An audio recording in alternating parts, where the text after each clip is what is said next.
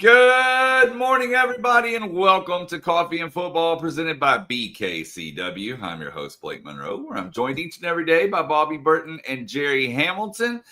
Be sure to tell us where you're checking in from, what you're drinking, get your questions in. We're going to get to those here in just a little bit. But first, guys, my phone's going off with our show. I guess I accidentally clicked the notification that we went live. Sorry about that.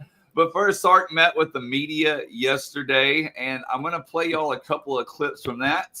And let's actually start where he's talking about running back depth.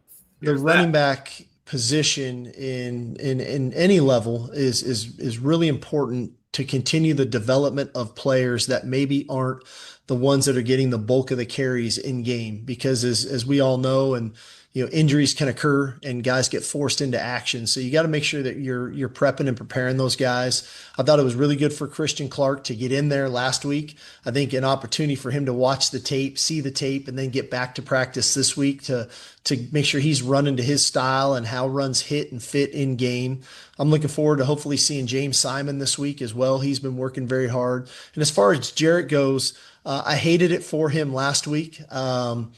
Because he's really worked at the ball, and he's a physical runner. He's not afraid of contact. And it was a great punch out. I thought it was ironic on the punch out. That was Larry Turner Gooden who punched that ball out, who had been with us. And so he was a guy that was a very intentional punch on the ball. It looked like the way we practice. And so it was great for him to get that exposure. The moment you think it's high and tight, it's not high and tight enough, especially in traffic. And so we got to continue to work with him because we're going to need him. He's going to be an asset for us. His physical running ability is something that we're going to need as the season progresses. Jerry, Steve Sarkisian mentioned one of your favorite names this offseason. That's James Simon as a possibility stepping up. Trey Wisner, we believe, not going to play tomorrow. Yeah, look, I think James Simon is going to be a really, really good football player at Texas. We've had his dad, John Simon, on before, obviously a longtime college coach, really good college player. So he kind of grew up ahead of the curve at the position because his father was a running back coach, wide receiver coach, OC. But I really think when James Simon gets opportunities, he is going to look like he's a future player. I just think he's so instinctual. Bobby, and you reported something a couple of weeks ago that like he may be the fastest running back. Yeah, that was not what I expected. With the football in hand is what I think people. Yeah, that's not what I expected. That's not what I would have expected to hear either, because you knew he was skilled. But if he's also the fastest guy, then he's got a chance to bring something to this team. Jarrett Gibson really unfortunate for the fumble last week because he looked better to me, Bobby, last week than he had. He looked quicker, a little more decisive in year two. Now I expect Christian Clark to look more decisive as he gets more carries in college football because that was his first ever game action. But I think James Simon has a chance to bring something to this team this year. I really do. And it's going to be interesting to see how he looks in his first game action coming up here against UTEP and then against Sam Houston State. I love it. It's very interesting. You're sitting there. You're in Florida. I'm out here at Hayes Country Store our Hayes City Store, out in beautiful Driftwood, Texas. It is gorgeous out here. It is a beautiful Texas Hill Country morning, no doubt about it. Come join me this afternoon if you want to. We're having, I think I'm going to have the fried chicken for lunch today. I'll be here from 11 to 2 hanging out. Make sure y'all join us if you would. That is at 8989 FM. 150 West over in Driftwood. Check out the website HayesCityStoreTX.com. That's HayesCityStoreTX.com. Great place here with Travis, his family. Everybody out here enjoys it. I had a friend of mine that actually came out last night and said they really enjoyed it as well. Should be a good day, though. We're also going to be over at the Co-op. Jerry's going to be in Florida. We'll be at the Co-op from 3 to 4 today as well. So if you're in town, come say hello to Rod and myself. I don't know if Marcus is going to be able to make it out today, but come stop by, say hello. Well, y'all were talking about a young playmaker and James Simon. Sark also talked about another young playmaker, and that's Dalen McCutcheon. Now I'm going to play all that clip. I give him a lot of credit. When he came in spring ball is tough. When you come mid-year, you should still be in high school. But he picked up what we did really well. It was very natural to him. He wasn't perfect, But his ability to learn multiple positions, his ability to be fearless, and I think that's something that as a freshman receiver you kind of need to be, because you're never really knowing if you're right or wrong half the time, and they're just out there, especially early on in their career in spring ball and in training camp. But he was fearless, and when his opportunities presented themselves, he went and made plays. He competed, blocking on the perimeter. As I said, he played in the slot, he's played outside, and so he's earned a lot of trust from us. That's probably the biggest thing that's occurred. He's earned trust, and with trust comes more opportunities. And then with opportunities, what do you do? What do you do with those opportunities? And so he's got a great one here in front of him this week. And if you know if history is any indicator of the future, I think he's going to maximize the opportunities that are presented to him this weekend. Yeah, look, we've talked about this on this show for years, however many years we've been doing this. I always give Margin Hooks a lot of credit in DFW, because he does get kids prepped and ready that work with him for multiple years. Now, kids have to go maximize their talent, do all the right things, and go be the player they can be. Not all those guys are going to do it. Some do, some don't. But Dalen McCutcheon is one of those guys who I think, one, he worked with Margin for multiple years. Then at Lovejoy, he played for Todd Dodges last year. Coach Lavender was the OC there before that. That really good offensive system. He is a guy that came in well advanced from the wide receiver position. But even with that being said, what Sark said, it's the similarities you see with C.J. Baxter, with Grayson Littleton. It's one thing to be talented. It's another thing when you pick everything up quickly and take it to the field. And that's what Dalen McCutcheon's done quicker than any of the other receivers in a very talented wide receiver class. He took it to the reps on the field. And that is – now, look, he's going to be tested this week, because this will be his first extended action. He's going to ask to be a blocker on the perimeter, probably more than in against better players, even though it's UTEP, than he ever has in his career. There's going to be some things in front of him that are going to be first-time experience as a college football player. But from the route running, the pass catching, lining up in the right place, not screwing up a play from the wide receiver position, I think he's going to do a really good job this week. Jerry, I've got to say this. I felt like, and I wrote this morning on Texas Football, it's nice that he's talking up Dalen McCutcheon, and I appreciate that. My problem right now is we're talking about a need for Texas to identify a playmaker or some explosiveness. And Sark also said yesterday the injuries are very much there. Trey Wisner not expected to see action tomorrow. Then you add in DeAndre Moore, who we understand has been in the concussion protocol. It ended up not being a stinger. You add in Emmett Mosley, who's still not there. You have your number one running back and two of your top four wide receivers on the shelf for this game. And so it's going to test Texas to find more playmakers to step up. Obviously, Parker Livingston and Jack Injuries have done that already this year. Who is going to be next, I think, is a good question. You did use the term lavender earlier, by the way. And Blake and I have a little surprise for you here, Jerry. Coach Lavender, you said. But this is a little surprise for you from our friends over at TCU. Woo! A corn dog this year at TCU Stadium. That looks like a lot of things that could make this show go really bad. But that is look. It looks like you need a little tushy there. I am not. I can tell you after looking at that corn dog, we are not starting on TCU football. That's one thing I will tell you. You gonna put some mayonnaise on that bad boy or what? I am not going anywhere near that. I hope if Josh Hoover eats one of those, he may complete 20% of his passes in the next game. He needs to be very careful. Don't do an NIL deal with that thing. Hey, I figured since we were talking food, we'd also do this. Blake and I came up with this morning. We are 30 days away from Texas being in the Cotton Bowl playing Oklahoma. This is the State Fair semifinalists for food for this year. I thought this was fun. Bacon jam cannoli. Really? Texas toast a la mode. So I guess you're going to have just plain fried toast with ice cream on it.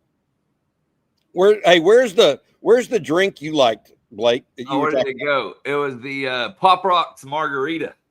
Pop Rocks margarita. That's what I want to try. Okay, all right. I mean, that one sounds good. There's the Red Bull Texarita too. What's the Yabba Dabba Do? Do we know? That. I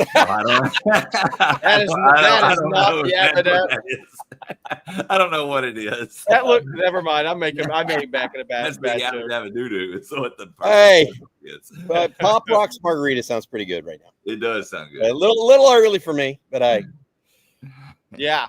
I'm trying to think. What on earth is this?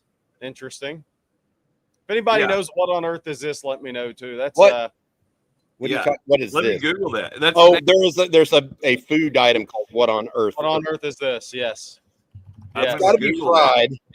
Russell's key lime pie bombs is probably going to be your winner if I had to guess. So based on the name alone.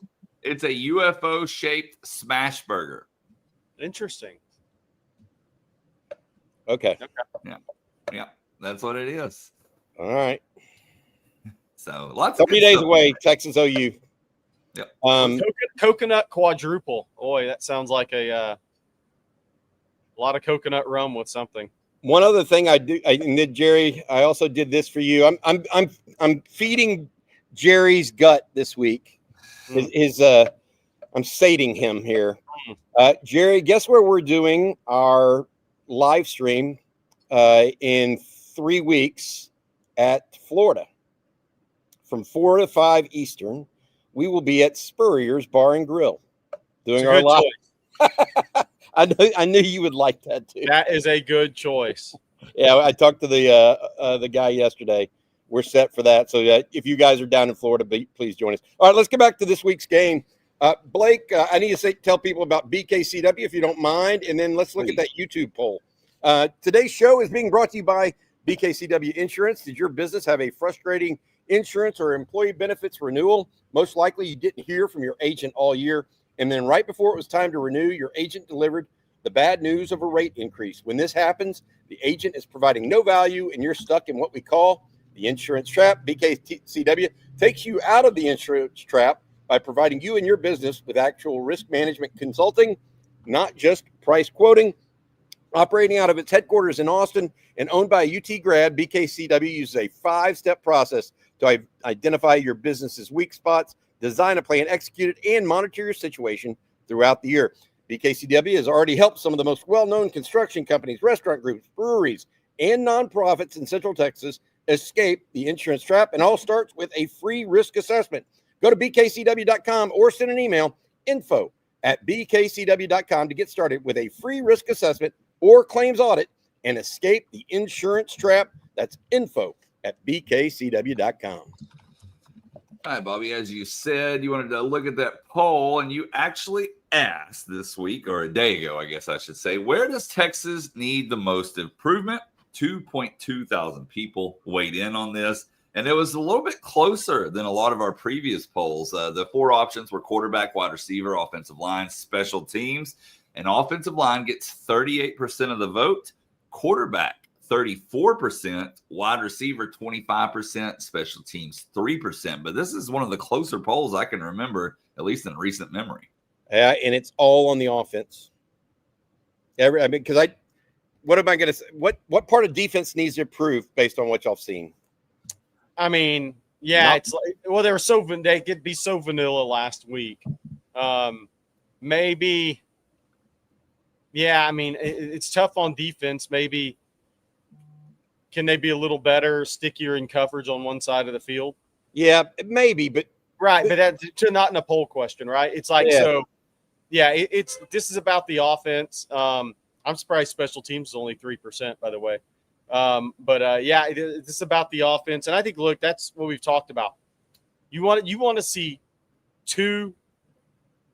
improvement, obviously, from last week to this week, which I do think we're going to, because you had the emotional up for Ohio State. You weren't there for San Jose State. Now, after getting your arse ripped all week, you're going to be up for UTEP for a better. I've said Utah like 7 times this week. UTEP for a better performance. I want to see it carried to Sam Houston. I want to see 2 games in a row of steady improvement. And if we get that, I'm interested to see what the poll will look like. But offensive line is going to be challenged again because we haven't really talked about UTEP that much. They run a lot of three-man front. Their linebackers are their dudes on this defense. They have a 6'1", 275-pound, undersized, like 5-tech guy who's going to win on some quickness at times. But their linebackers are really good. They got 2 really good linebackers. And they're playmakers and they're blitzers. They do a lot of things with them. So those guys are going to put some stress on the Texas offensive line this week. And I'm interested to see how Texas and the running backs and pass pro handle what UTEP's going to bring. And I'm not saying UTEP's a great team. What I'm saying is they got a couple of guys that are going to stress Texas, and UTEP's going to watch what San Jose State did and try to replicate it in their own way. Do you agree with the answer? That's going to be my question here because, and I'm not just talking to Jerry or Blake here, but fundamentally asking everyone, which area needs the most improvement? You can say third down conversion. Penalties. That's, penalties. You can say those sorts of things, but I was talking more from a positional standpoint. Rod brought that third down conversion up yesterday Wednesday in the breakdown.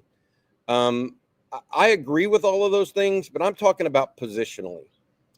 Arch, I thought, showed improvement week over week, and I feel like he's on a good trajectory. Do I think it's the offensive line? I kind of do. I think that. But at the same time, I think the receivers need to be more consistent.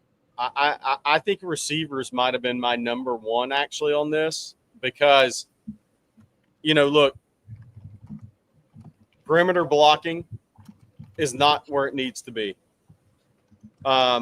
Too many drops for me. Like there's got to be more consistency there. I think improved route running as guys get more time on the field. But I think, look, it's hard. It's hard to maximize. The receivers have a bigger job because of horizontal passing game, blocking on the perimeter in the run game. They have a bigger job than I think we always we talk about it enough. And so much of this, can be put on an offensive line. But if Texas is going to maximize their team, the wide receivers all-around game, and I'm not putting it on coaching, by the way. Let's just see where these guys get as they play a little bit more. I think the all-around play of the wide receivers is really going to be key for this team because, Bobby, you said playmakers. Well, when you can't have third down drops. You can't have holds on the first play of the game when you've scripted on a 28-yard game when you scripted it and worked on it probably 15 times during a week. Those things have to be cleaned up.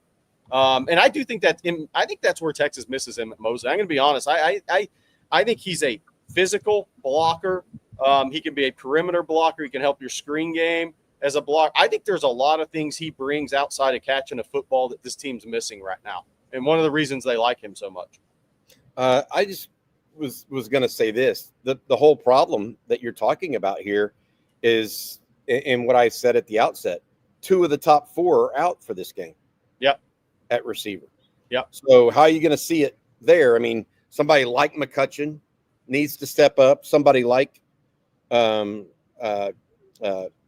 Wingo needs to have the game that he's capable of having. Marcus Myers there. I was listening to Marcus last night on the live stream. And he said something about blocking as it relates to wide receivers that I think is very true. And that's that it's want to. It's desire. You don't necessarily teach Jordan Whittington how to block, do you, Jerry? They got to want to do that.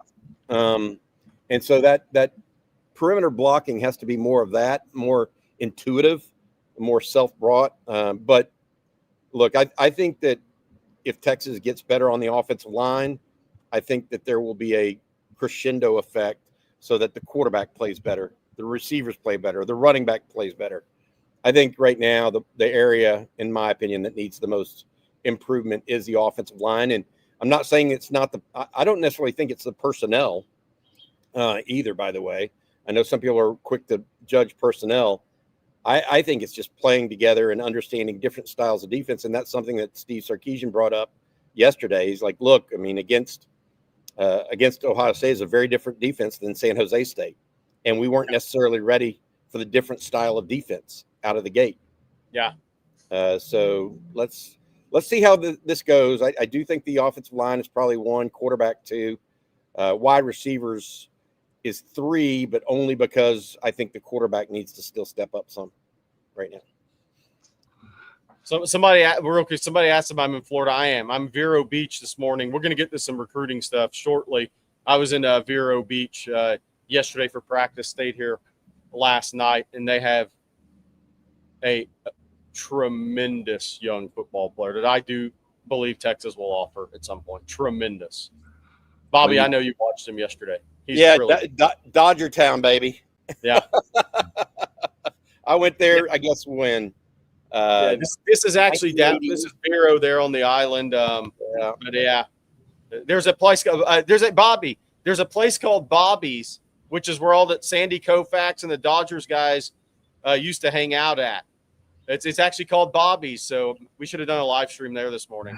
There we go. Well, you said recruiting soon. How about right now? No time like the present. Yeah. So look, there's a question in the chat about Diabell. Yep. That was starred. Let me find it. There you go. Corey J says Miami Northwestern quarterback transferred to American Heritage. Is Diabell hurt? I do believe he is, and I don't know, and I don't think it's like a major, but I have not heard anything on severity. He finished the game last week. He played really well last week, 25 to 35 for 320. I do think there's something going on based on my visit there Wednesday to the school, but I have not heard anything outside of that. So, and I don't want to get ahead of that because I don't want to say, there's the rumor mill out there, but I'm not going to get into the rumor mill. We'll wait for Rajah Bell and Dia if it's something where he's going to miss some time. But they play Edna Carr tonight in the Superdome. The team flew out yesterday. I was there Wednesday. So, I did. Somebody, a high school coach, texted me and said Miami Northwestern's second team quarterback transferred over to American Heritage, which it's crazy. In Florida, these kids are transferring around and playing immediately. It's the craziest thing you've ever seen to me growing up in Texas. But then also on the recruiting front, I was at Vero Beach High yesterday. Lenny Jankowski is a really good coach. I've known him for years. And they have a sophomore quarterback that A.J. Milwie's called on that I do think Texas will offer at some point. Is Wonderful Champ Mons is his name, and he is 6'2", 224. He started as a 14-year-old freshman on a team that went 2 rounds into the playoffs. There's 2 college coaches, neither one of them Texas. It's 2 schools that have offered him. 2 college coaches have told the staff at Vero Beach, and I don't think this is not a BS recruiting thing. They think he's the best quarterback prospect in American high school in any classification. They think he is that good. And his video, I have a little bit on him, posted on ontexasfootball.com.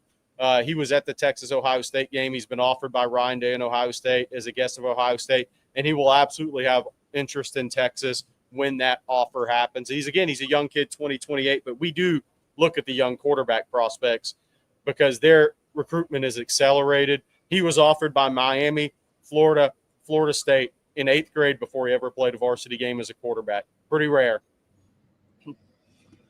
Actually got some highlights of him. I think I found them. Yeah, so we can play this because this guy he's got a whip. He's almost Lenoris Sellers it's a lot better passer. He has got a whip now. Boy, wait a minute. That was a 60-yard-in-the-air pass. Bobby, he has got a hose, and he is athletic like Sellers, and he is that size frame guy. This guy has a special arm, and he's got it. It's a compact, natural arm. His dad was a running back at, I think, Middle Tennessee State from Fort Pierce. This kid's got a real chance. He's got that Lenoris Sellers as a runner, and he has that size. But, again, this kid started as a 14-year-old freshman. At Vero Beach is a really good program. He is a beast now. He's He's going to be a 5-star kid. Again, just throwing whipping 65-yard balls out there as a freshman in high school. That was the back of the end zone. He threw it from 50. Yeah. So people are asking height. He's 6'2.5", 224 right now, 219, 224. Is Corey Wells flipping? Texas is fighting with Auburn on this. Auburn, there's confidence on the Auburn side. Somebody asked about Dylan Berryman going to Ole Miss. Look, Texas is Corey Wells. You're asking about Ole Miss. Corey Wells, Auburn, and Auburn. I think Ole Miss is staying on Corey Wells. Ole Miss is on Dylan Berryman. It's gonna be a fight to the finish. Texas is staying on Kendall Gerville. I mean, there's gonna be a lot going on defensive line recruiting because we've talked about this. It's not as deep of a class nationally. So the guys who are really good, they're going to be truly battled for because I'm not sure you get to one after 1A, B, and 1C. I'm not sure there's 1D and 1E in this class nationally. So they're going to be fighting for the same guys. Mello 7, yep, Ohio State loves Champ Mons. This kid's a stud football player at a young age. He's really good. Jazz, what do we think of Kavian Bryant? The interesting thing with 27 quarterback recruiting for me is with KJ Lacey and Diabell in back-to-back classes. What does 27 look like for Texas? On a kid like Kavian Bryant, does a Texas Tech have a better play for him? Yeah, NIL-wise, but hey, have a better message. Does a kid want to come in and potentially sit 2 years at Texas as a 27 guy? There's a lot of things that have to be ironed out. Kavian Bryant was on campus last week. He's supposed to be back for the Sam Houston game next weekend, which will be Texas' big visit weekend. Derek Cooper, OV, James Johnson is coming back on the 20th. I think you'll see Texas bring in a lot of commitments on the 20th. Some of those out-of-state guys they're still battling on. This weekend, by the way, Caden Scott, the 2027 offensive tackle from San Antonio Roosevelt, will be on campus. Nick Robertson, the guard commitment out of Klein, will be on campus. There'll be some 27s. Antoine, you asked about the 227s from Lakeview Centennial up in DFW, Rockwall area. They are scheduled to be on campus. I think the Pflugerville Weiss kids some of those kids will be back on campus. So Texas is going to have some guys on campus, but that next weekend, the 20th, is the first big weekend. And Neiman Lawrence, Texas has offered him. They really like him. It's interesting. 2 of the top quarterbacks in the country in 2028 are from South Florida, and I consider Vero Beach South Florida still because the water's still Bahamas blue. Once it starts turning, I call that more up the Space Coast. The water starts turning deeper blue north of Vero. But having a guy from Vero and having a guy from Miami and Northwestern as 2 of the top 3 or 4 quarterbacks in the country is rare in a class. All right, Jerry, your favorite time of the day. Time to tell everyone about Tushy. I'm going to get pushy with the Tushy here. A great product here. It's maybe arguably the best bidet on the market right here. Here we go. What are we talking about here? A-hole, balloon, knot, fart box, stink wrinkle, leather Cheerio, cornhole, mud button. They're only dirty words if you wipe. Men will laugh about farts until the day we die. But the second we need to talk to a doctor about our bottom half, we clam up. Bidets normalize talking about your bottom health while making bathroom visits so much more comfortable. Men will life hack everything but their toilet paper consumption. Using Tushy bidet means you leave the bathroom so much cleaner than when you walked in. Let's get into that a little bit. Why don't we? Tushy is the everyday luxury bidet that instantly transforms your bathroom habits and bottom health for life. Tushy health for life. 99% of people who wash with Tushy Wave feel cleaner and fresher after going to the bathroom. Every Tushy bidet easily attaches to your existing toilet, and I have mine at home, without the need for additional plumbing. That's key. This is a daily decadence with practical benefits. Over half the people who wash with Tushy soothe their hemorrhoids, and 9 out of 10 people reduce itching and discomfort. Florida fans, that may be for you and your football program right now. Remember, a-hole is only a dirty word if you wipe. For a limited time, our listeners get 10% off their first bidet order when you use code ONTEXAS at checkout. That's 10% off your first bidet order at hellotushy.com with promo code ONTEXAS. My advice to the chat, buying a bidet in your house makes for a happy wife. Blake? Yeah. Husbands out there, if you put some thought into the bidet, that makes for a part of making for a happy wife. Oh, When there's nothing women hate worse than walking into a bathroom and she can tell her man's been in there. And then she comes out and tells you, I could tell you've been in your bathroom and here's why. Think about that one. and while you're thinking about it, I'm going to tell you about one of our other sponsors this morning. That's PrizePicks. And we make decisions daily, but on PrizePicks, being right can get you paid. And with football now here, it's time for you to make that money. Now, PrizePicks is simple. You're just going to pick more or less on 2 to 6 player stat projections. If you get it right, you can cash in and win up to 2,000 times your money. And of course, it's the best way to get in on sports action in more than 40 states, including California, Florida, Georgia, and right here in the great state of Texas. PrizePicks has the NFL. They have college football. They literally have every sport you can imagine, even esports, if that's your thing. But today, or this week rather, I'm on some NFL action due to the PrizePicks max discount of Travis Kelce just needing more than half a yard. That's right, half a yard is all he needs. So I added that along with Derrick Henry and Saquon Barkley to score at least once. Tell you, come join me on those picks or make your own in less than 60 seconds. Turn your sports opinions into real money. Download the PrizePicks app today. Use code ONTexas when you sign up. They're going to give you $50 in lineups after you play your first $5 lineup. Again, code ONTexas to get that $50 in lineups after you play your first $5 lineup. And that's PrizePicks. Run your game. Hey, perfect timing to bring this up. The spread it's remained the same, right? 41 and a half. Let me see. I think it was a little bit higher than that, but I may be wrong. I will find that real quick. While I find that, I'm going to read y'all this super chat from Maddie M. Says, good morning, guys. Looking forward to the game, and I want to see Nick T pancake some minors and also house one on a seam route. Earlier this year, I asked if he could be a plus blocker at tight end, and there was a little skepticism, says Maddie. Hook 'em. He's right. There was skepticism because he doesn't have that inline size, Maddie. Right? But boy, he has SEC. Gives him an opportunity to cross block where he sees somebody. Yeah. But I don't know if people have had a chance to go back and watch that. But I could watch that football play for an hour just on rewind. The cross block he hit, he knocked the you-know-what out of that San Jose State. I think he was a safety that had walked up. Holy Toledo. Yeah, Maddie, you're right. He may be more of an H-back, though, in that blocking situation, not a true inline guy. I think, obviously Spencer Shannon is the starter in that role as an inline guy. I think you could have Jordan Washington start seeing some action there, too. One thing that Sark called out yesterday was the natural pass receiving ability of Jordan Washington and Amari Winston. Yeah, I think we're going to see a lot of the freshman tight ends here on, whether that's Washington, who I guess is he a redshirt freshman or a true sophomore? I can't remember whether. Okay, but he's in that class. He's one class ahead of Townsend and Winston. But I think that Sark's going to try to get those guys involved because they have they have ball skills and they probably present a physical mismatch. So I'm excited about that. And going back to what you were asking, Jerry, 41 and a half.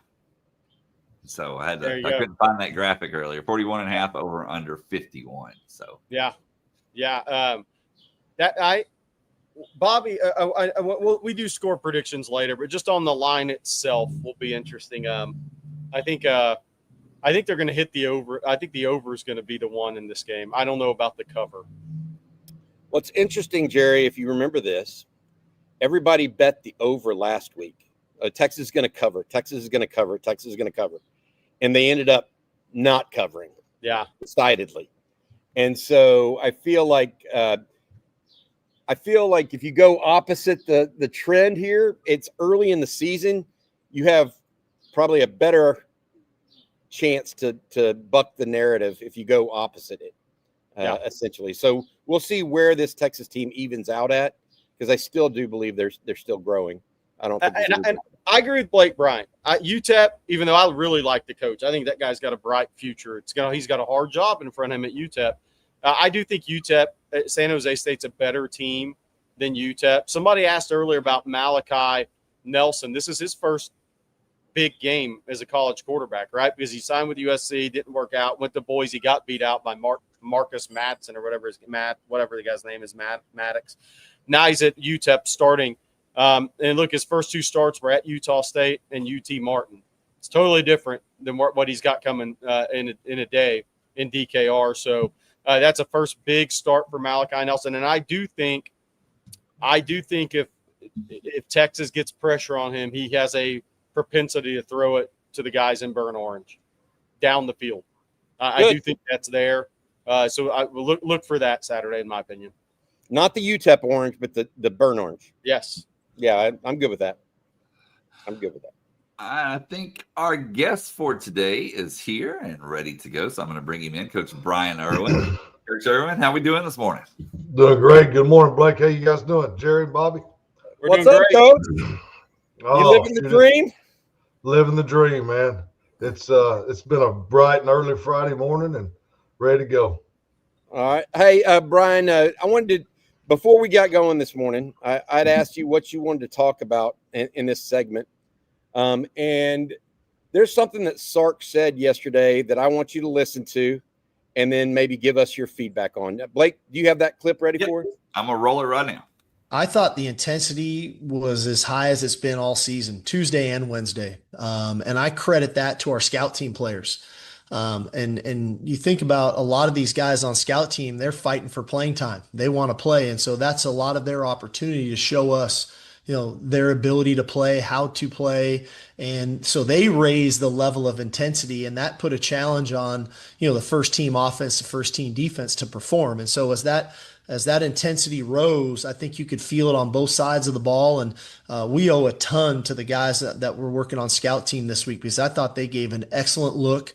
It was highly competitive. There's very talented people on both sides of the ball on those two teams. And so it made practice intense. It made it fun.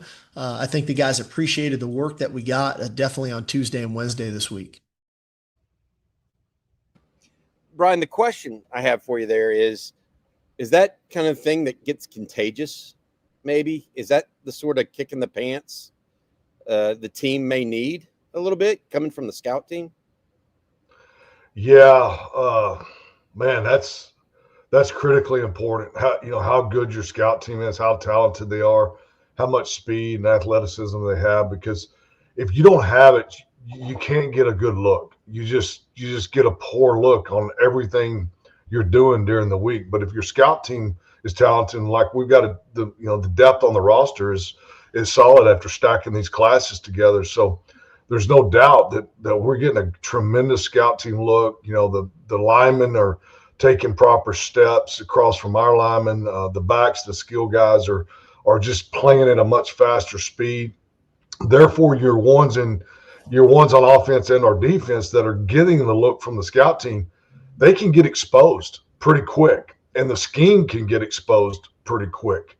The scout team, the intensity is critical, because if you can get something exposed, especially early in the week, you can start making some adjustments and some tweaks. And, too many times in practice, when you don't have a good look or you don't have good competition within practice, you can have a starter make a play. He can make a catch. He can catch a touchdown, whatever. He can have some positive things happen, but he didn't do it right. And so, we always talked about it's not about the results. It's about the process, because you can score a touchdown in practice and you can run the wrong route. You can have the wrong hand selection. You can do a lot of things wrong, but still have success. But we want you to do the process right. It's not about the results. It's about the process. And so when the scout team is on point and they're talented and there's intensity, then that promotes the number one guy to doing things right, doing the way it's coached to be coached, and be process driven. Because it's not about okay, I scored a touchdown in practice or I got an interception in practice. It's what did you do to get to that point, and did you do it correctly? Because that's what's going to get you there on Saturday when the competition's a little bit more leveled out. So yeah, that and then I love the word intensity. I think of practice for us was always, and for me as a coach was. I was very, very, very difficult to be around during the week. Practice was intense. I was on edge. I was on point. I'm yelling and screaming at the quarterbacks, putting as much pressure, especially my poor son, but when he was a quarterback for a short period of time. And, but putting as much pressure on the team on Tuesday, Wednesday, Thursday as you possibly can. Because on game day, I was completely opposite. I wanted to be calm. I wanted to be poised. And I see a lot of that with Sark. Yeah. I picture him being a complete hard butt now in practice. But on game day, you can see this guy's poised. He's under control. He wants his team poised. We don't want to overreact to anything on Saturday because we've got to stay poised and run to the next situation no matter what happens. So I love his approach from that standpoint because that's how I was. I was completely miserable to be around during the week. By the way, for the people in the chat, I went to some Lamarck practices, and this is an absolute truth. I witnessed this a couple of times. So, yeah, and it's great coaching is what it is. That's why you have state championship rings. Hey, Coach, we asked the fans a poll question. And I don't know if you saw this, but where does Texas need the most improvement? And offensive line was the winner. The 4 choices were offensive line, wide receiver, quarterback, special teams. Where would you go with where this team needs the most improvement? Wide receiver. Interesting. That's where I was at. Wide receiver. I think the offensive line is going to come along, and I think they're going to be okay. I think we're going to be just fine there. The wide receiving core really needs to step up. Your best players need to play the best. Ryan Wingo is one of our best players. He's got to play his best. And then DeAndre Moore has got to be, the DeAndre Moore that we've seen flashes of. Parker Livingston, keep doing what you're doing. Some young talent needs to come along. And we need to find a freshman or so or two. And then if we can get Mosley healthy. So that's where I see it. Hey, Coach, one of the areas that I really believe Texas has to improve the most is wide receiver perimeter blocking. Because your screen game is going to be non-existent. Your outside running game is going to be non-existent. I think that, when we talk about receivers, we think of run and catch, right? Catch and run. But yeah, I think the perimeter blocking is an area that's got to get a lot better for this team. Totally agree, Jerry. Bobby and I and Coach Shipley talked about this in lunch with the coach the other day. I brought it up because I think one of the most discouraging, and I don't like the word discouraged. I don't like using it. I don't like using it as an adjective, but I get discouraged when I see us flip the RPO out there and we gain 0 or we lose a yard or we lose 2 yards or we gain a yard. When we flip the RPO out there, it needs to pick up 4 or 5 yards. Yes. That means it's there. The number advantage is there. If the number advantage is there, then sustain your block. We need the blocking on the perimeter. Get the ball in our playmakers' hands so they can go get 4 or 5 yards. And if they break a tackle, they get 15 yards. But you're exactly right. The RPO game in the flat area, whether it's bubbles, whether it's hitches, that's all dependent upon your wide receiver blocking. And that's got to improve. And that's been very, very weak up to this point. And then also, fitting those receivers into the running game and getting on safeties. We've got to get to the safeties and get those guys blocked. We always have the philosophy, we're not blocking corners. We leave corners unblocked. Those guys got their gloves on. They got their shiny shoes on. They ain't going to tackle anybody. So, C.J. Baxter's not worried about a cornerback. We got to get to the safeties, get the safeties blocked, get the outside linebackers blocked as well, right, the big guys, and leave the corners unblocked and leave those to the running backs. I just imagine Deion Sanders saying, Coach Irwin's right. I didn't too much care. I didn't too much care about tackling. I just wanted we little Olay. we don't block princesses. You know, we leave them alone. We're going for the linebackers and the safeties. Hey, Coach, last question I have for you. I'm sorry I got a little noise, so I'm going to mute myself after the question. What is one player that you've seen this year on this team that you really like that maybe you didn't know if you'd like as much, or maybe you hadn't played before? Who's somebody that's really stuck out that you said, I'd love to coach this guy? On offense, Parker Livingston. So far. Nick Townsend, I like that guy. I could fall in love with that guy in a hurry. You know, and then defensively, golly, it's not even fair to answer the question on defense because there's so many. But Anthony Smith comes to mind. LaFowl comes to mind. Michael Taft. Oh God, I've loved him from day one. You know, when he was getting beaten up 4 years ago by some of our fan base, that guy could play. I mean, he's a really, really good player. He's very, very talented, and he's physical. Jelani McDonald, I love that guy's beautiful. His body. He looks. I think he looks better in a uniform than anybody we've got on the team. He just looks so good. So, you know, I love Derek Williams. I've always loved him from day one. I'm hoping he gets going and is fully healthy. So, yeah, and that's not even fair to stop there because we've got a lot more on defense that I would certainly love to coach. Got to ask you this before we let you go, Coach, and we do appreciate your time. Who do you got? What you got the score prediction for this weekend, and kind of give us your thoughts on the game itself. Yeah, I was on, in the background right before you guys brought me on and heard, I do believe that UTEP is not as good as San Jose State.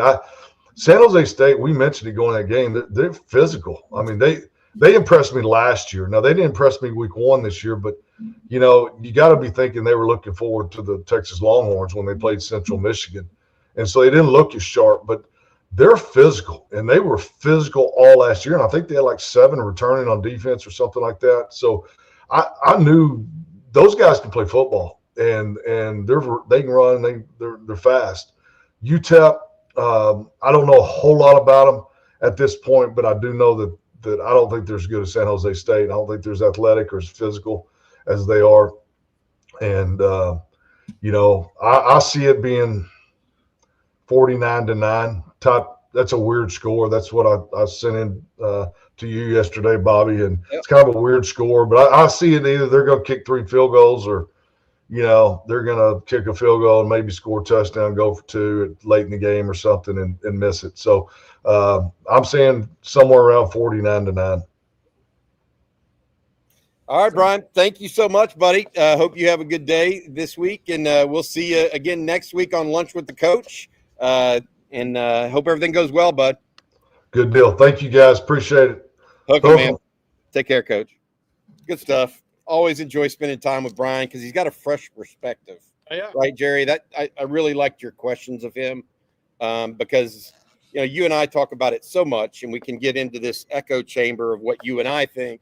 When we bring in new people and get their opinions, I think it's not new people, but others, and get their opinions. I think it's a fresh take for the viewers. The reason I wanted to ask Coach Irwin that is when you have state championship rings and you have coached really Lamarck had talented players, but he maximized those guys. That's coaching details, right? So that's why I wanted to ask him really specifically about like the wide receiver blocking part of that, because if we're looking, those guys coach to a standard, right? They coach, and it's a lot of times it's expectations of their own that's hard to reach, but that's what makes who they are as coaches and staffs who they are. But if you're going to maximize a team, there's some the little things matter as much as the big things. And I've always thought that in sports in general. But a wide receiver blocking on the perimeter as wide receivers is a big part of the equation. Like Coach said with the RPO game, the horizontal passing game, the run game outside the tackles. I mean, this is one of those smaller areas that's never going to be talked about, maybe by national media or something when they break down a game. But it's so important to this team maximizing this season. All right, guys, before we move on, and we got some super chats and some other questions we need to get to. But first, Bobby, I'm going to let you start and tell everyone this morning about Vaughn Lane. Yeah, if you're trying to get to the game and want to get there same day and back the same night, this is possible. This fall, the biggest games and events are calling, and Vaughn Lane is the best way to get there. Skip the airport stress, forget the long, exhausting drive. Instead, step aboard a Vaughn Lane motor coach and let them do it all for you, where every seat is first class, just 22 oversized leather seats with 140-degree recline, leg rest, personal space you won't find anywhere else. Plus, your onboard attendant serves complimentary snacks, beverages, and on select trips, full meals, so you can arrive refreshed and ready for kickoff, the concert, or the race. Booking is now open through November. Lock in your seat for Texas OU in Dallas, F1 or ACL in Austin, big football weekends in Houston, Nashville, Dallas, Fort Worth. Vaughn Lane connects Austin, Dallas, Houston, Fort Worth, San Antonio, Nashville, Atlanta, Memphis, and new routes, including Knoxville, the Woodlands, and Plano. Reserve your ride today at vaughnlane.com. Use promo code OTF25 to save $20 on your first trip. Vaughn Lane, your private jet on wheels. It's the way to get to Austin on game day. And when you get off that Vaughn Lane, you need some Goodrs to put on, right, Jerry Hamilton? Yeah, you always need your Goodrs, and I should have mine right now, but they're in the car getting ready for this long drive I have. Why Goodrs? They're stylish, son. And by the way, I saw some Goodrs, I think on Vero Beach yesterday, in the high school maybe. Stylish Sunnies starting at only $25 a pair, 1 year free warranty, 30-day free returns, lightweight and comfortable, 100% polarized, no slip, no bounce. From vibrant colors to sleek styles, there's a pair of Goodrs for every personality out there. Those UT Goodrs look good on Bevo Boulevard, right? CDC designated for design for both everyday wear and active individuals that love to run, hike, bike, and much, much more. Which leads you to why and where do you wear those goodies when you're on a run, playing pickleball, on a hike, going to the beach, golfing, big in Florida, tennis, you name it, driving in the heat. The legs get sunburned, but you don't want the eyes to get sunburned driving because they're so affordable. You don't have to worry about losing or breaking them. You're going to have a pair for every single occasion. If you need a new pair of sunnies, Goodr is giving On Texas football listeners free shipping. You can go to goodr.com/OnTexas and use that On Texas code for free shipping. Goodr offers a 30-day money-back guarantee, which you don't need 100% satisfaction, which I guarantee since I have my Goodrs with me all the time. Again, and I should have mentioned baseball because this is, Bobby said Dodger Town, old Dodger Town, spring training baseball, minor league baseball. That's another place to wear your Goodrs. There you go. Let's jump back over to some super chats this morning. Jerry's Jack Links, thank you once again. And Jerry's Jack Links says, VY, Vince Young struggled until Mac basically said, let's do what VY wants and run the plays that he likes. Are Sark and Arch already on that page? Arch just doesn't look like he's having fun right now. Look, I mean, we CJ Vogel and Rod Babers came up with a tremendous stat. I mean, Arch is number 2 in the country right now in efficiency when it comes to straight drop back passes. Not number 25 or middle of the road somewhere. Number 2 in the country, straight drop back passes. Okay, of 141 Division I quarterbacks, he's number 2. That's pretty good, right? Now, at the same time, Jerry and Blake, he ranks number 124th on play action passes out of 141. And that is a big discrepancy and indicative of a quarterback that right now is having issues when he turns his back to the defense. Whether that hurries him up, he loses his track of what he's trying to do, etc. So I don't think he's where Sark wants him yet. I think that Sark and he are going to continue to work on that. But right now it's clear he's just better in straight drop back. much better, significantly better, such that he's one of the best in the country. So he doesn't look like he's having fun at times. Is a slightly different discussion. I think it was hard for him at Ohio State to look like he's having a good time when he clearly wasn't, right? I think you saw him grow into himself a little bit against San Jose State. I think that he needs to keep having more and more fun over these next 2 games to keep growing as a player and as an offense and as a leader of this team. There's something new being asked of him this year, and that's to be a leader.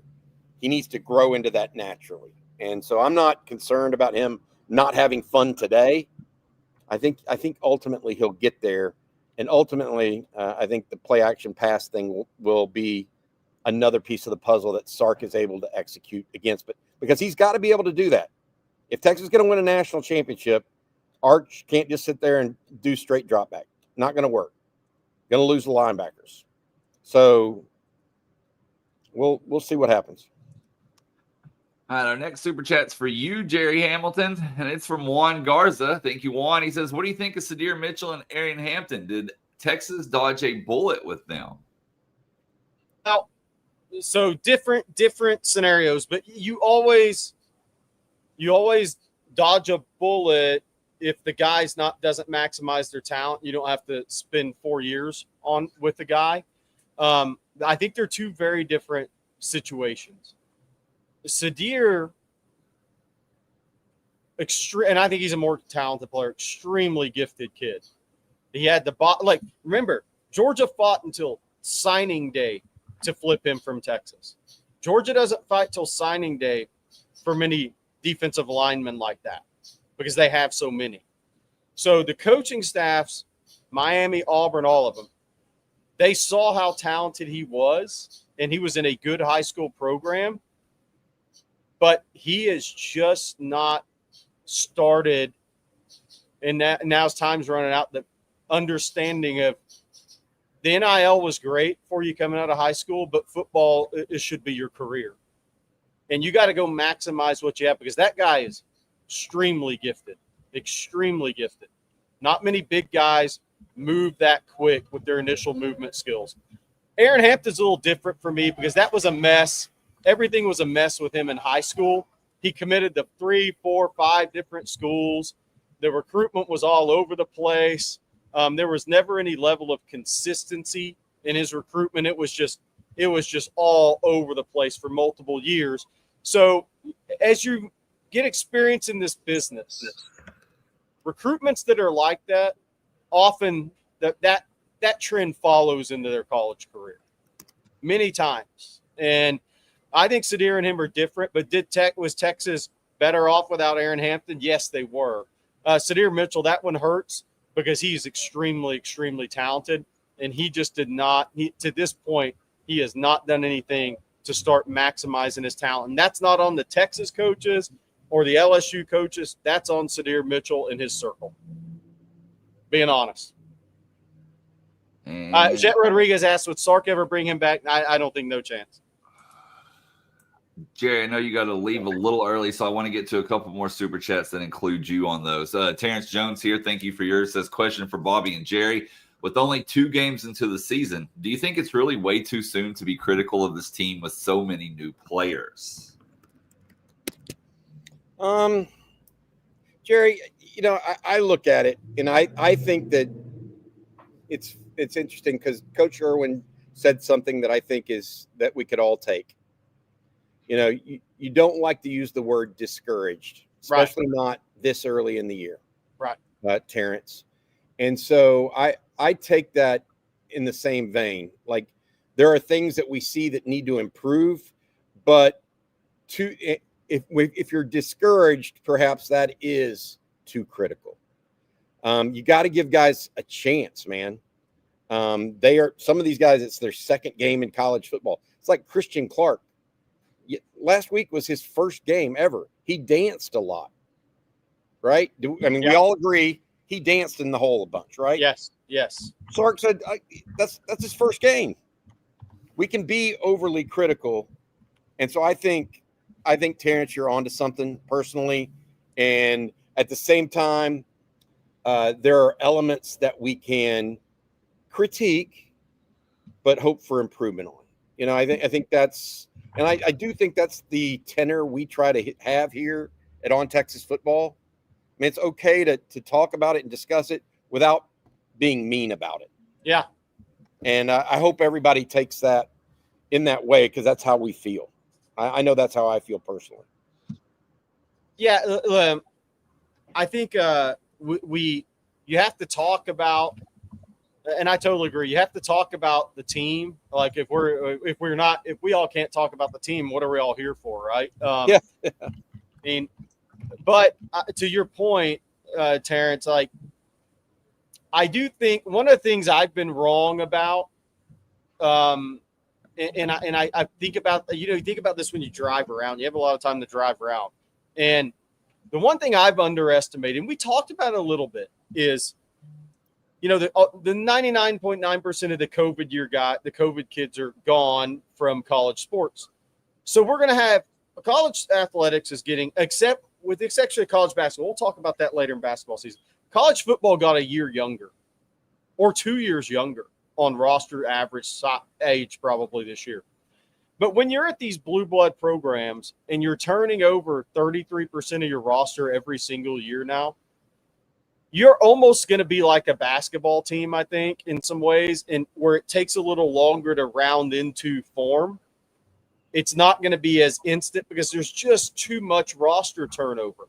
You can't turn over 33% of 30 your roster, or even more than that in some cases, every year and be as cohesive the start of year. Now, I'm not making excuses because I don't think Texas didn't play well last week. They just didn't play to the standard last week. But I do think that's something we're seeing in college football in general. Now, Ohio State fans say, not us, and Oregon fans could say, not us. And there's always going to be some exceptions to the rule, but I do think we're seeing a lot of that in college football this year. And I wonder if it's going to be something we look back on like 5 years from now and say, with as much roster turnover as there is, these teams are going to be a little slower to come together on the field. I just kind of wonder about that because it's a lot of roster turnover, and it feels like it's going the direction of basketball to me, where if you have 13 scholarship players, but really you play 10, and you turn over 4 of those guys a year, 5 in some cases, it doesn't instantly look great on the court. It takes time, and I kind of wonder if that's where we're headed in major college football a little bit. All right, let's see here. Bobby, I tell you what, before we get to our last few super chats and questions, I'm going to let you tell everyone about BKCW one last time. Yeah, absolutely. Today's show being brought to you by our friends over at BKCW Insurance. Did your business have a frustrating insurance or employee benefits renewal? Most likely you didn't hear from your agent all year, and then right before it was time for your business to renew, the agent delivered the bad news of a rate increase. When this happens, the agent is providing no value, and you're stuck in what we call the insurance trap. BKCW takes you out of the insurance trap by providing you with actual risk management consulting, not just price quoting. Operating out of its headquarters in Austin and owned by a Texas grad, BKCW uses a 5-step process to identify your business's weak spots and to design a plan, execute it, and monitor your situation throughout the year so you can lower your costs and effectively manage your company's risks. Go to bkcw.com or send an email to info@bkcw.com to get started with a free risk assessment or claims audit and escape the insurance trap for your business. Again, that's info@bkcw or bkcw.com. Thank you for your sponsorship of On Texas Football. BKCW, by the way, been a long-term sponsor of the Friday Coffee and Football. We appreciate them very much. I also want to say a special thank you to somebody whose birthday is today that's been a long-time sponsor, and that is Adam Lowy over at the Lowy Law Firm. Adam, happy birthday, buddy. I hope you have a good one, man. Yes, definitely. All right, Jerry, I know you got to get out of here. You got to hit the road. You got recruiting duties to get after. Got to hit the road. We'll talk to you for the afternoon live stream at 3:10 to 4:15ish. So we'll talk to you guys then. Thanks for everything, Texas fans. It's a lot of fun. Our growth is been awesome because of you guys. On TexasFootball.com is great because of you guys. So thanks for all you guys do. It really pushes me on the road. So thank you very much. See you, Jerry. Be good. Bye, I'll talk to you later. All right, Bobby. Oh, you and I aren't going anywhere because we got more super chats to get to. You guys, for the record, Jerry Hamilton, as he's gone now, I can talk behind his back, I guess. One of the hardest working guys in this business. So be very happy with who we have. You know how I can tell it's humid and where he's at? You can see the sweat starting to get on the on the cap from being outside. South Florida. Yeah, you can tell he's definitely in Florida this morning. All right, more super chats, as I said, and we actually got a couple about some younger wide receivers. So we're going to start here with Major Alexanders. Thank you, Major. Appreciate you as always. He says, "What's going on with French? I have not heard him mentioned once since the season started." So actually, he played some last week, Major. I think he played 4 snaps. Sark mentioned him yesterday alongside Dalen McCutcheon, Khalil Lockett, and those guys. I think we'll see some of him this week. So slowly but surely, let's watch and see how he does these next couple of weeks. We said all preseason, guys, these 3 weeks, starting with San Jose State, through this week with UTEP, and next week with San Jose State, or excuse me, Sam Houston State. That's the week. Those are the weeks. Whether it's James Simon, Jamie French, Khalil Lockett, those are the weeks we start to see. We saw it with Nick Townsend last week. Saw it with, those are going to be the weeks where these freshmen kind of get a chance. And then let's see. I think it was Bean here. Yes, Bean said, "Thank you, Bean. I like the youngins. Give me Lockett. Give me more Townsend. Ty Gibson is a 5 to 6 yard back. Just needs to hang on to the rock," says Bean. Yeah, I agree with all of those guys. Gibson. So I know he had a good game, but there's still something about his running style that I think he leaves some yards on the table. As soon as he gets hit, his eyes go down. If he could keep his eyes up, I think he'd see his way to more yardage. And I do think that maybe his eyes go down in part because he's so concerned about hanging on to the football nowadays. He's not being a natural runner. But yeah, Lockett, Townsend, Gibson, I mean, all of those guys. Let's see how it rolls, Bean. I agree with you. We'll see him again tomorrow. Okay, and then Randy Cole here. Thank you, Randy. Randy says Arch is going to be under that microscope his whole career. He'll be fine when the game slows down for him. He's still rushing those throws. Okay, so I want you to bring, as part of this answer, we talked about this. Yes, he's still going to be under the microscope his whole career. Look at PrizePicks, Blake. Pull this up as we talk about Randy. Thanks, Randy, for the super chat. And thanks, Bean, too. Every week, it's whatever the Texas court. Now, every quarterback in college football gets this stuff on PrizePicks, so I'm not upset about it. But with shows like this, with websites, with radio shows, the amount of Arch that you're going to hear about and see and think about is astronomical. I mean, it really is. I think that the Texas-Ohio State game, those numbers prove that. I mean, just fundamentally prove it. Highest watched opening game weekend football game of all time for college football. I mean, that it just is what it is. What do you think of these numbers, though? Let's look at these numbers, because I do think PrizePicks is kind of fun, because it's a barometer of sorts for us to look at. 2.5 passing touchdowns without his top 2 of his top 4 wide receivers. Yes or no, Blake? I mean, I feel comfortable saying more just because of the opponent more than anything. But as you said, you're missing a few key guys, but still, I think due to the opponent, it's safe. I'd feel like I could go more there. I don't know that I would, but if I had to pick, I would probably go more. What about you? I would go more on that, because I do think he's going to continue to, like Jack Endry's had 2 of the touchdowns. Yeah. As they include the tight end more and more in this offense, it'll get more and more difficult to defend Texas. I would take the under on rushing yards because that's just me being hopeful. Yeah. Like, I don't want to see him run very much. So he only had 23 against San Jose State, and I actually took the rushing yards last week. I did more than 25, and he had 23. And I've only picked it because my 13-year-old made me. So I was not happy with his pick.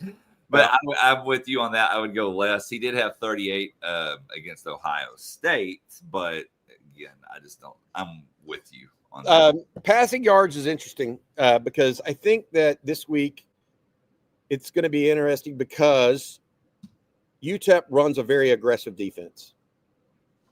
And so they're going to try to stop the run, period, and make Arch pass.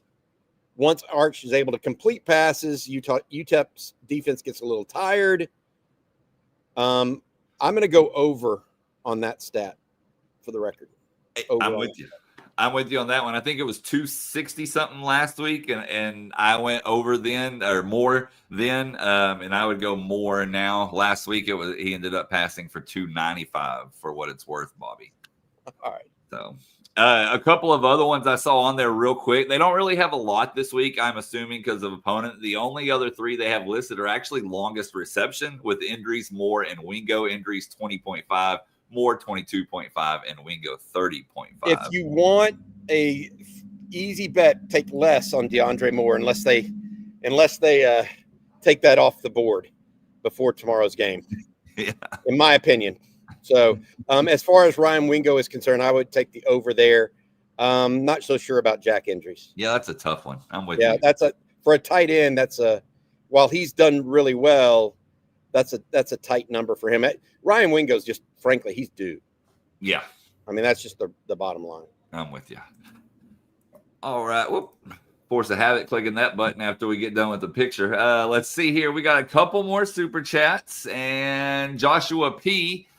Says, shout out to the man behind the scenes. Really enjoying the graphics lately, like the OTF score predictions. MVP, most valuable producer. Nice job, Matt. So, Josh, I'll make sure Matt sees this later for sure. But, yes, Matt is definitely the most valuable producer. No denying that. Yeah, he is the glue. A lot of people talk about glue guys. He's a glue guy, Matt Hutchinson. Thank you, Matt. Hamster on the wheel. Yeah, he's the hamster on the wheel. Well, yeah, he greases the wheel too. Oh, all right. And then we have a Rocky P super chat. Rocky P says, send this to Jerry to get Chick-fil-A today. On the game tomorrow, I really think this will be the Townsend coming out party on offense. I'm here for it. Look, I think those three young tight ends are all legit, in my opinion. I don't know how else to tell you.